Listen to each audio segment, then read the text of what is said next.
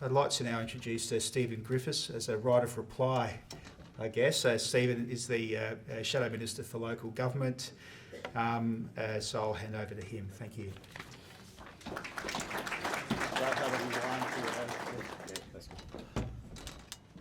Good afternoon. I must admit I didn't expect a clap, but I'm grateful indeed if there's no booze at the end. Can I thank President Dave Burgess and CEO Matt Pinniger for the opportunity to speak to you. Matt contacted me on Friday asking me to attend, and I was grateful for that after the notice went to elected members mid last week, so I know it's been arranged in very short notice. And I'm grateful for Mayor Burgess in supporting that, and Mayor Burgess and I have had a chat at the Murraylands and Riverland LGA meeting where he put his opinion very strongly. Probably should thank Matt because I didn't say. Okay, I'm trying to be nice. Can also say, Mr Pinniger, since he started, and I actually get on quite well, and we've had a lot of discussions, particularly about planning bill matters in recent months too, and LGA other staff, and Lisa, congratulations. So I'm not against the industry. Indeed, I'm just trying to ensure that there are opportunities for South Australians to be the winners, and that's what the focus of it is. On Wednesday, 3 weeks ago, when I gave notice of the introduction of the bill, Matt sent me a text message, and I think I'm saying it, so don't tell me it's true. I thought we were getting on so well, were his words. But it is indeed true, and it built upon Liberal policy that was first announced in February of 2014, so about a month before the last state election, of where we would introduce a rate capping legislation on the basis of being elected. Now, 2 days after that, I was attending a function at which lots of mayors and CEOs were at, and indeed the next 3 hours were a rather challenging time, and I was ready for my wife to take me home after that. But I do respect indeed, though, that the positions put to me then and the positions put to me since have been based around the concerns that you have for the community. So I'm not critical of you on that. And I do reflect as a person who was a local government staff member for 27 years before being elected to Parliament 10 years ago, that I respect it enormously. The challenge though is, and indeed I believe it's going to be the driver of the absolute majority of policy decisions made by government, opposition and anybody in between over the next 2 years, is going to be cost of living pressures and the need to ensure that the economy is strong. So I do respect the presentations made by all others this morning, and I've taken from all of those a mixture of messages, indeed. Strongly, though, the fact that I believe this legislation actually represents an exciting challenge for local government. It is a challenge, I don't deny that. It is one, indeed, the accusation is constantly made at me that Big Brother is determining, indeed, what its younger cousin or smaller brother can do. The fact is that local government exists by virtue of being a statute of the state parliament. The legislation 1934 and then 1999 provides very strong grounds indeed upon how the sector operates. I respect the fact that it's 9,000 employees. I respect the fact that it's $805 million, I think, in wages alone for the 15-16 financial year. I respect the fact that it's, and I thought it was 19 billion, but apparently it's 22, according to the latest budget submission from the LGA that I read yesterday, of infrastructure that local government has control over. And I certainly took from that as a percentage of a national revenue compared to the national infrastructure, it's very much a minor party too, so I understand that. I wanted the opportunity just to explain to you, indeed, how it is intended to work. My desire is that a vote occurs on May the 26th. On the basis that, if successful, it would allow the establishment of the processes to commence from the 1st of July, which allows ESCOSA to begin determining indeed what the local government cost index price is, to allow for, as part of the rate declaration for the 17-18 financial year, you to have the information that you require, you to determine indeed if you accept that, you to determine indeed if you want to go to the community by the 1st of April next year to seek an increase above the figure determined by ESCOSA, and then you indeed to set your rates for 17-18 based upon those guidelines. I've been deliberately non-prescriptive when it talks to the public consultation policy as part of it. I reflect upon the fact, and I know, having personally been involved in this in recent times, in my local government times, in community engagement, in getting support for annual management plans and budget projections for the future years, And I know that you all live with the frustration indeed of a relatively low turnout to those meetings. I'm sure that you would love to see good numbers there and ask you a wide variety of questions upon it. So indeed that there is a very strong community consensus for it, because no matter what you do, you're going to leave yourself open to criticism from a section of the community. I understand that. By not being prescriptive about what the policy determination is, I've actually put some faith in Minister Rao. Minister Rao has stated as part of the planning bill, the Charter for Community Engagement, which we have not seen a draft of, none of us, you haven't, I haven't, will indeed front-end community and local government involvement in planning matters.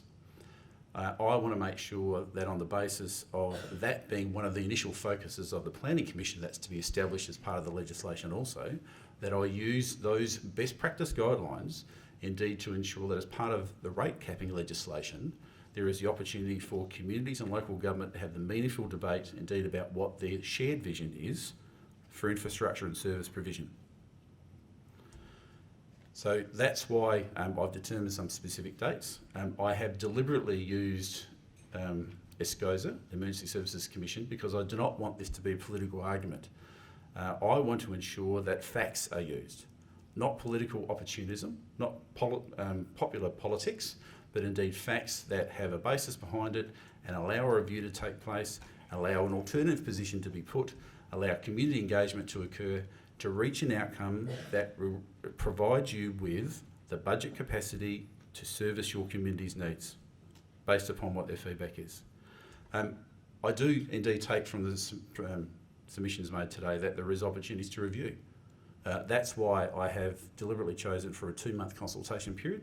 That's why I've written to all mayors and no doubt I would hope indeed they've ensured that their councillors and senior staff are provided with a copy of it. That's why I've contacted the regional and metropolitan LGA groups for the opportunity to speak to them where they exist over the next 2-month period. That's why I've contacted the Minister for Local Government about an opportunity to brief him about it, about what my bill does. And the Minister has been good enough to accept the invitation on the day after Anzac Day, for which I'm grateful. I understand indeed that the Minister is opposed to it, and that was part of his agreement with Premier Weatherill indeed to continue a Labor government in 2014. So by association, there's no doubt that the government will be opposed to it. So I know what the numbers will be. But I put the legislation forward with the very strong support of the Liberal members and particularly the Leader of the Opposition, Stephen Marshall, on the basis of our policy remains for the last 25 months. I wanted to ensure that the fulsome discussion occurred over the next 23 months at least before the next state election to ensure that what you are faced with and have to deal with and communities I believe can benefit from and local government as a sector can benefit from is well known. It's not just a collection of words that don't have a specific detail behind it, but indeed it is legislation that will decree how it's done, so then the really informed debate will occur. Now, I will cop a lot of flack over it, there's no doubt about that. I walked out not heavy-shouldered or bent-shouldered, but indeed suffering a few hits from the meeting at Karoonda I talked at. No doubt indeed in the future regional metropolitan LGA meetings that I'll be attending, there'll be similar messages delivered to me. But can I just give you some feedback? I know that the week after the policy was put before the community and the legislation was tabled, the Leader of the Opposition had 400 emails. 380 were supportive of it, 20 were opposed to it. Now they are from elected members, staff and mayors, and so I reflect that. While I could in some ways indeed take heart from that, I don't. Because I understand that for me it's the informed debate that needs to occur. I want people to understand it. That's why I provided to the mayors a copy of the legislation and my second reading speech and a letter, and I wrote to mayors last year also because I want to ensure that information is there. When I was at the LGA meeting of October last year, I believe it was, there was a senior metropolitan mayor sitting close to me who indeed spoke to me about it and said he thought that rate capping meant 0% increases. That is not the case. ESCOSA will determine indeed based on factual evidence what it has been in the last 12 months and what is projected to be in the future 12 months, because I want your decisions to be made based upon the information. So that's why the letter was put out there. I was disappointed when listening to a podcast of an ABC rural radio interview with a Riverland CEO that indeed he was asked a question about it and he said, oh, the government will set it, so therefore it's political. Those who have read the legislation will know very clearly indeed that it is it. I take Graham's point on view indeed that the ministerial opportunity for some level of higher interference, if I use that word, needs to exist. I want that to be part of the feedback that I receive. Now, the local government sector will be very strong on this, I have no doubt about it. I want the relationship to be a good one. I want there to be a high level of community support for councils too. I don't see it as a council bashing exercise. I see it very clearly as an opportunity for future benefits for all. That's what I come from. So, and anyone in this room who actually knows me knows that I'm sincere. Okay, I'm not the political beast of the person in the Liberal Party. I'm the person that actually tries to get the policy right. And that's why we've had a 6-month debate about the planning bill, because I demanded indeed that we didn't just rush it through. There was a lot that wanted it to occur by December of last year. Indeed, Minister Rao wanted it through within weeks, I can tell you that. So the reason that we had such debate, and the reason I spoke for 3.5 hours on the bill, the reason I asked Minister Rao 10 3/4 hours questions, and the reason why David Ridgway on behalf of me and the Legislative Council has debated it for 13 days with other members of the Legislative Council is because we want best results. The fact this legislation is before you is an opportunity to review it, consider it, give me feedback and get a result from it. Thank you. Oh, yeah, sure. Any questions for Stephen? Yeah, hi, Gianni Cassato from Town of Walkerville. Gianni? If this is going to the ECL, Emergency Services Commission? Commission. Yes. One of the things that have been debated about rate setting is the problem of setting rates for 1 year. Yep. Local government needs to do things over a longer period of time. We don't have the financial resources of the state government where we can complete a project within 12 months. Mm-hmm. So we come up with all sorts of schemes to start a project and then try and fund it over 2 years or 3 years. Sure. So we know that with SA Water and with SA Power Networks, they consider rates over 5 years. So why can't we, rather than cap rates of 1 year, we spend resources on 10-year financial plans? Not even the state government does that. And there's a reason why I won't go into it. But if we're doing all of this documentation, we're spending all this money, we're killing our staff to get stuff done for business planning and strategic planning, why can't we use that information to try and give us some certainty over a much longer time frame, even if you tie it to the election cycle of 4 years? That way the community knows exactly what's happening, what the rates are going to be, and everyone can plan their lives. If you're really serious about cost of living pressures on people, people want certainty. They want to know, what's my registration fee going to be next year on my car? It could go up $50, it could go down 50. They want certainty. So why can't we apply that to local government rates? Can I just check, are you an elected member or a staff member? Have you received my correspondence from your mayor?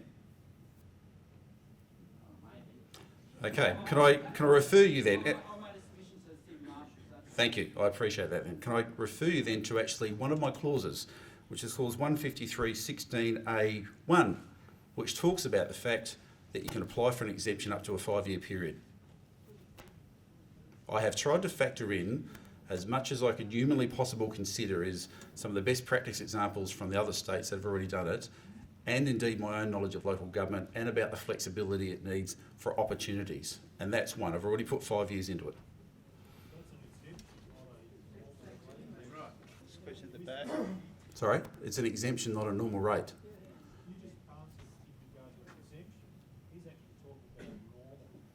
Well, I think they're linked, sir. Indeed, in the presentations over here, where there's an opportunity to seek an above rate cap figure, it can be for a 1, 2, I think New South Wales was 7 years, was it? Yes.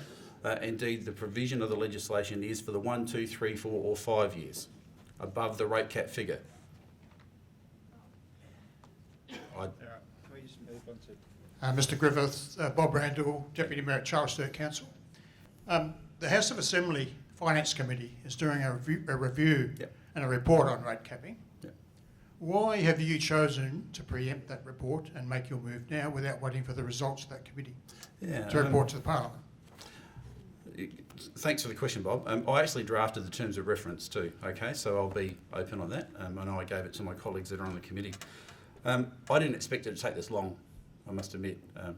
I have chosen now on the basis that I wanted to ensure that a lengthy debate and opportunity for it occurred. So I don't know when the Economic and Finance Committee is going to present.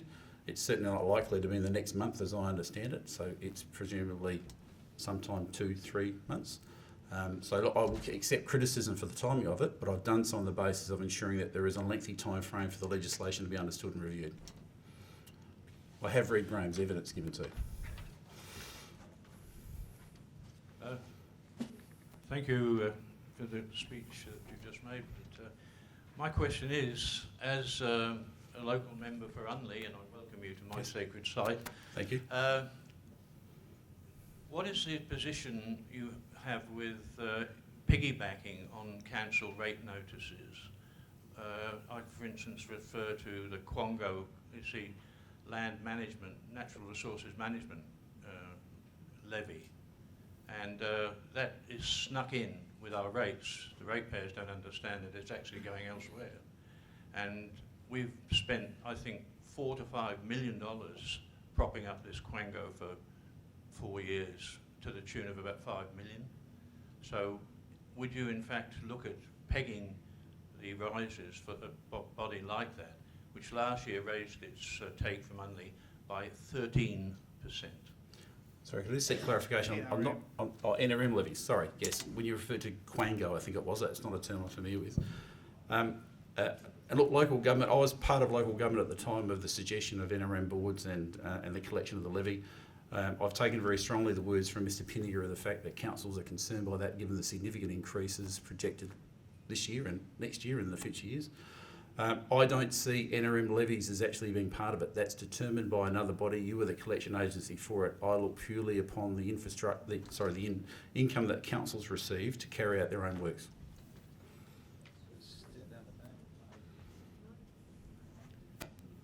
Mr. Clark, Stephen. nice to see you, Bill. Bill Clark, District Council of the Copper Coast. How are you? It was nice to talk to you last week too, Bill. Oh, we got on fairly well then, We did. didn't we? We did. Look, I'd just like to say that it's rather interesting that here we are, so many levels of government saying we should cut red tape and minimise the situation, and we're about to overlay poor old local government with another layer of red tape and probably further costs. And, you know, I'll be honest with you, I see this as a pure vote-getting political ploy to get the Liberal Party in and to wedge the Labor government. I think that's really what it's all about. And I'd just like to ask the question that when you were CEO of the Yorke Peninsula Council, with the problems that has with backlog of infrastructure and limited population and what have you, how enthusiastic were you about rate capping in those days? And did you race around saying to everyone that you wanted to rate cap the Yorke Peninsula Council during your tenure there as CEO? Were you supportive of it then? I don't believe rate capping was mentioned back then, Bill. Good answer, political answer.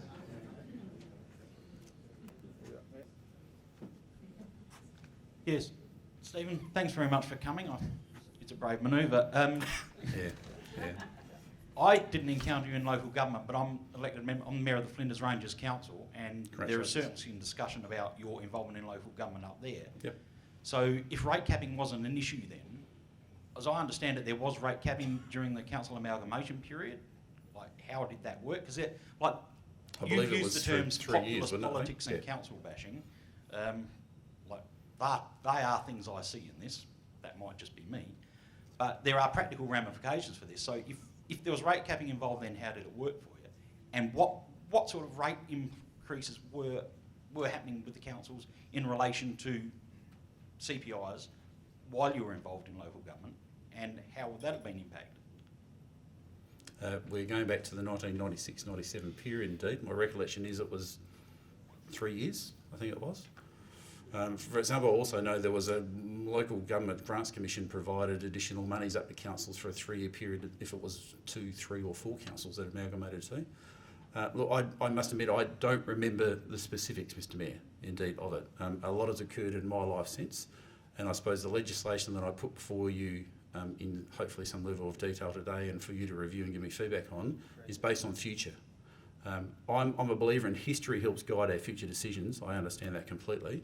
But I believe that South Australia is in a state where indeed it expects all levels of government, no matter where they're based from, to provide the best possible services, and that's why the legislation is put forward at the best possible price. Thank you, Stephen. I think just to help Peter with his question, there was rate capping when you were CEO of York Peninsula. I think when that come out of rate capping, from the info I've read, there was about a 14% increase to catch up. But given the information we've had today from these gentlemen, I still say, as I said to you at Murray Mallee, this would have been far better done if we had sat down and had discussions and talked about a way forward for local government on a professional basis, rather than sitting down and doing it the way we're doing out in the public.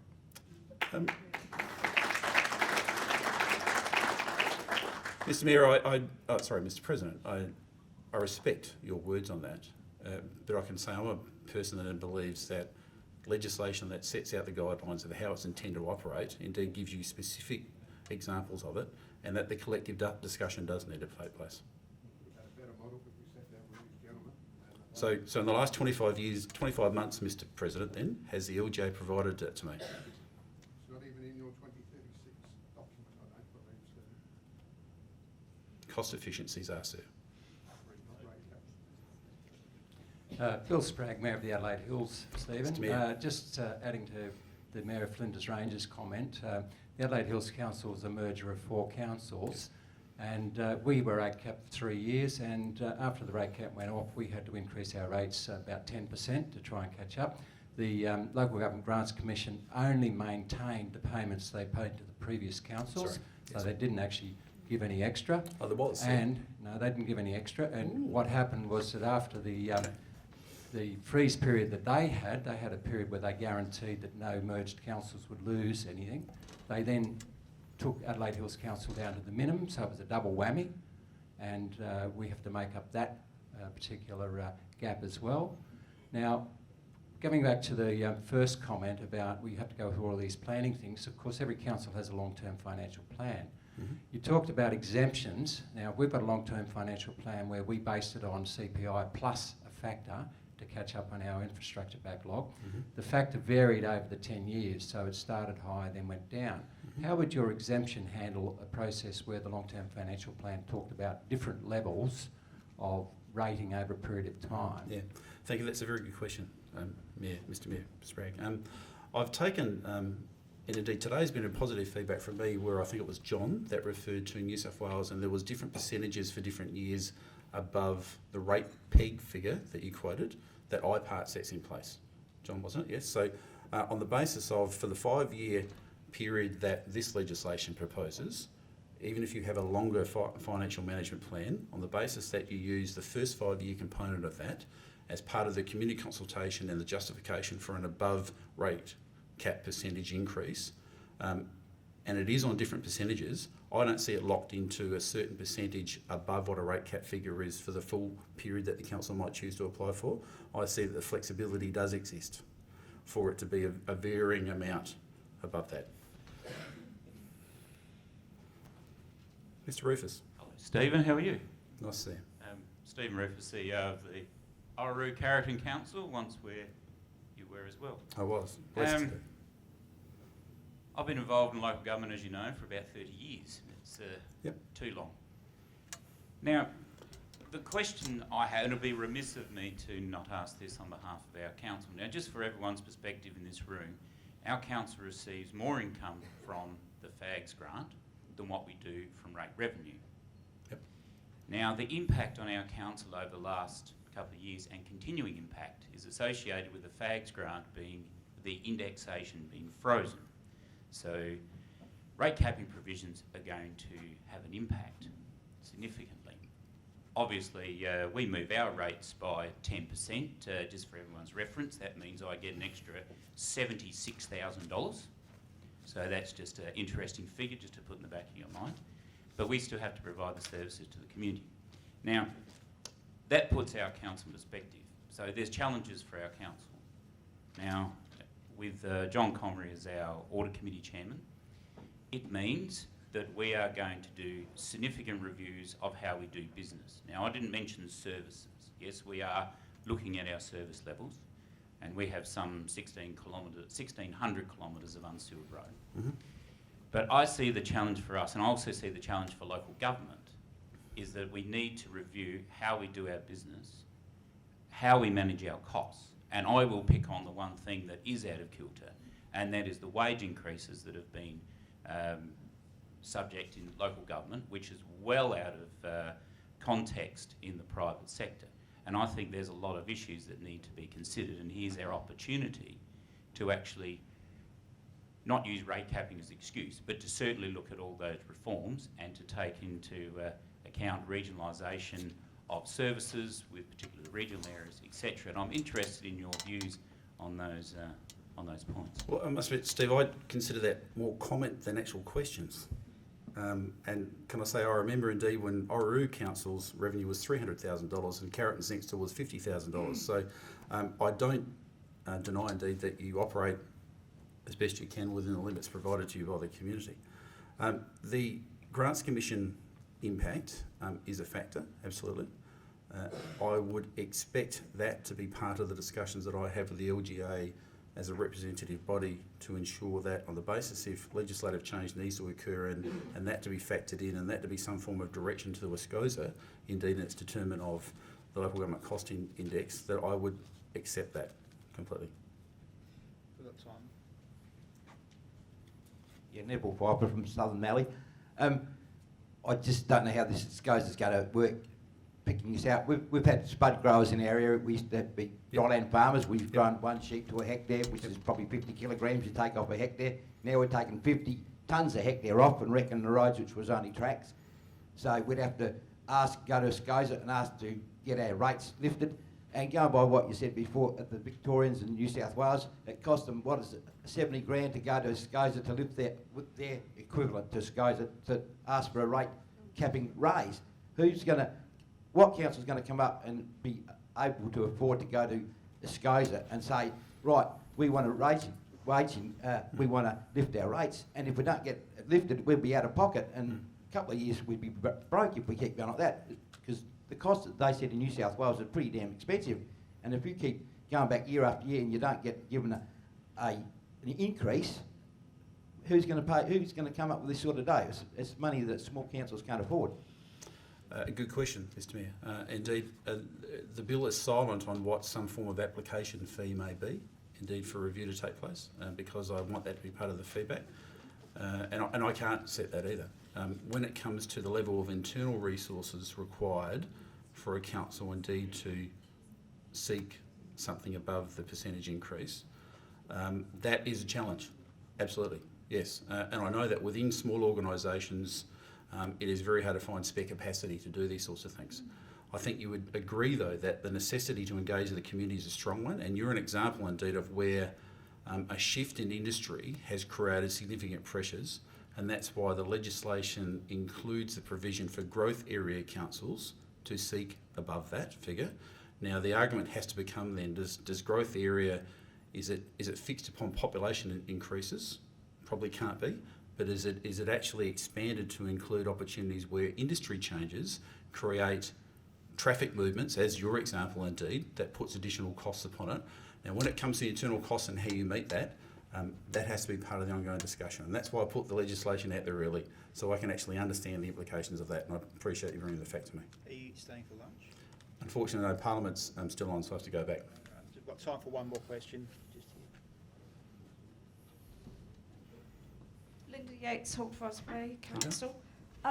Rates are only 3.5% of the total that is gathered from taxation, and therefore it's a very small amount. Will the state government also, if the Liberal Party gets into the state government, will they be limiting their expenditure in a similar way?